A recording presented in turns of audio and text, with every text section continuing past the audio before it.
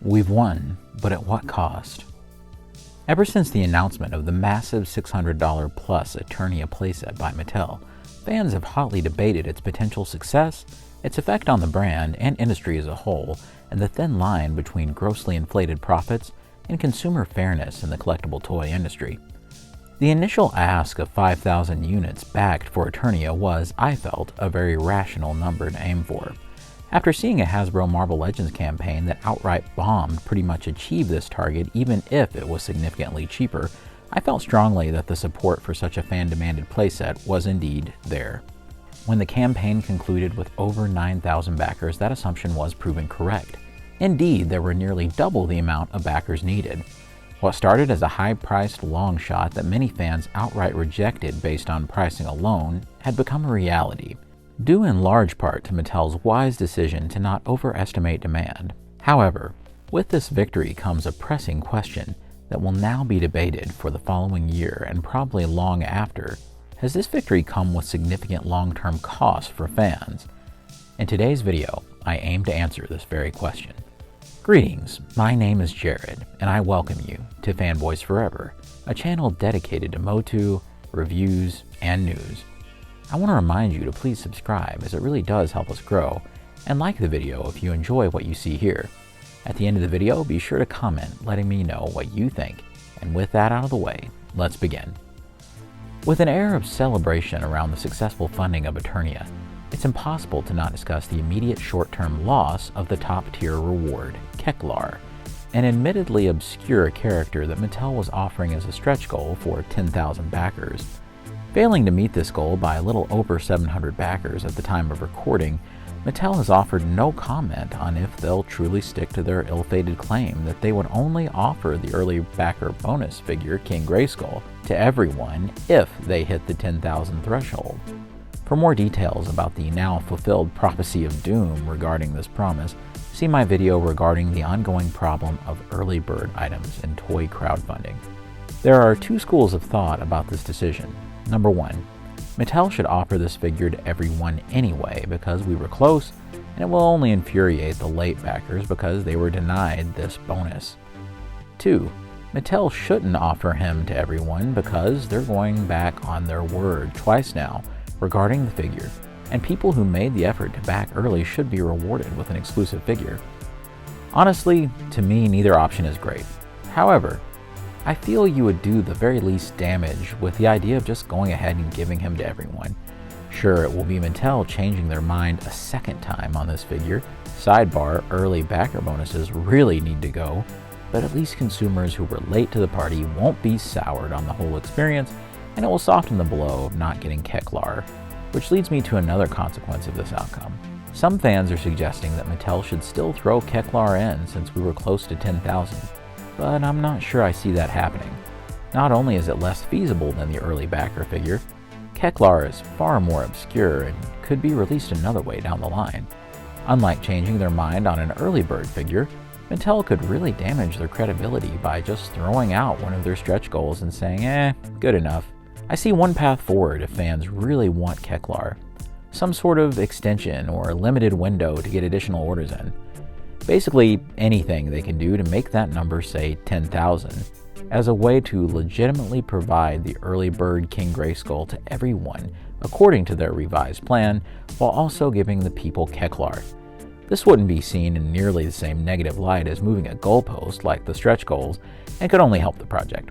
Either way, fans who didn't back until later should brace for the very real possibility that King Grayskull won't be coming with a playset, and the Keklar may have to be shifted to a separate Mattel Creations exclusive release. There is one more devious consequence of victory that may end up putting fans in the crosshairs of Mattel's success: precedent. If my comments section has been anything to go by, fans aren't entirely pleased with the crowdfunding as a means to bring large MOTU items to life. Some seem entirely outraged by the higher price, the limited availability, and the lack of corporate creativity in bringing something like Eternia to consumers by more traditional methods.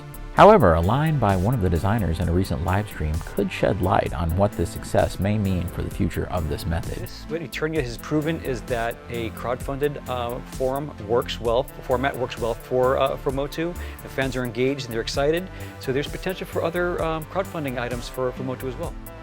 This possibility is a highly divisive one. Allow me to analyze it from both perspectives. On one hand, the success of Eternia may cause Mattel to look at future vehicles and playsets as crowdfund items that they wouldn't have previously considered appropriate for this release method. This would of course mean higher prices and more limited availability, asking fans to continually pay up front for an item that's over a year out from release. All the while, fans pray that Mattel won't come up with another $600 plus behemoth that will take up half of a small bedroom and paycheck. These fears are valid, and I think fans are right to be skeptical. But at the same time, I think the success of Eternia could be a good thing in several ways. The first is that they'll consider items that couldn't have been released at retail in a million years, things that are too obscure or too large for any retailer to be comfortable with carrying. I'm probably in the minority here, but this could be a great avenue to get something like a reinvention of the new adventure starship Eternia, or a massively plussed up Fright Zone or Slime Pit. Heck, I'm game for a 1987 movie Castle Grayskull based on the incredible matte painting used in the film. Seeing it in 3 dimensions would be amazing. Believe it or not, another positive actually comes as a consequence of not meeting the full 10,000 backers threshold for the final stretch goal. I must be crazy, right? That can't be anything but bad. But wait, not so fast. This simply tells Mattel that yes, there's a roof on how many people are willing to spend massive dollar amounts on these items. It will help Mattel be realistic about minimum funding numbers and maybe even price. Still don't believe me? To prove my point, we need only look at the Marvel Legends team Kickstarters. 2 outrageously successful crowdfunds in a row. They crushed every single minimum expectation in both the case of Galactus and the Sentinel. This taught Hasbro 2 things. Number 1, people are willing to spend large amounts of money on Marvel items. And number 2, it told them that their minimum backer number and stretch goals were set entirely too low. So for the Engine of Vengeance, they chose a more obscure and recent character, a new form factor in a vehicle, a high minimum double what Mattel needed for Eternia, and an increased focus on exclusive character figures as tiers. As we all know, this HasLab is now sleeping in the trash heap with the Cookie Monster and Rancor, both of which were impaled by Reva's lightsaber. Yes, there are market forces such as the rapidly rising cost of production, the alarming increase in inflation, and the continuing devaluation of the dollar that are just causing these luxury items to increase in price at such a turbulent rate. But if you think for a second that companies aren't paying attention to what consumers are willing to pay, then you're simply not acknowledging how capitalism works. Companies aren't there to give you a deal. They exist to make the largest profit margin they can. As we wrap up, it's important to acknowledge that Eternia was very successful. Heck, I was just hoping that there would be at least 5,000 people willing to spend nearly $650 on a playset, but alas, there were many more. In some ways, I'm glad it wasn't quite as successful as the very top goal, because it does send a message to Mattel that there's a limit to just how many folks are able to spend at such a high level while still being successful enough to justify Mattel creating more, at hopefully slightly more conservative prices, or at least more conservative expectations. And with that, I thank you so much for watching today.